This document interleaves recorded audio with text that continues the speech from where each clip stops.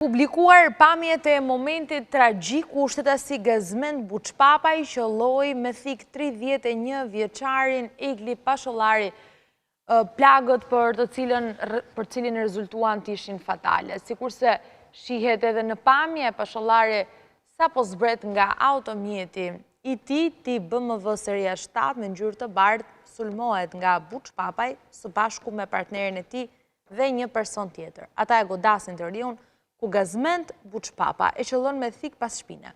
Ndonse kalimtarët tentuan që të shuanin këtë shet, gjithçka ndodhi brenda pak sekondash dhe fatkeqësisht degradoi deri në përdorimin e armëve të ftohta.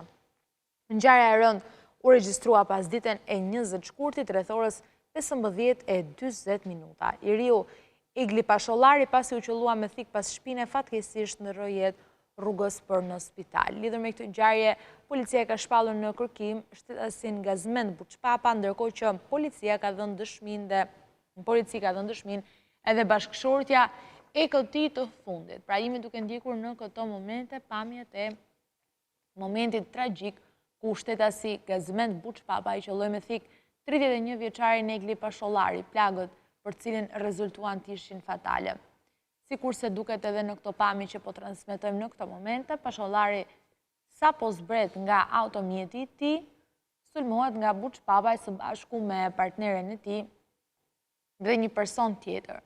Ata e godasin të riun, ku Gazmend Buçpapaj qëllon me thik pas shpine. Ndonse kalimtarët tentuan në fakt që ta shuanin këtë sherr, gjithçka ndodhi brenda pak sekondash dhe fatkeqësisht sherri degradoi deri në përdorimin e armëve të ftohta. Ngjarja e rëndë u regjistrua pas ditën e datës 20 rreth orës 15:40 minuta.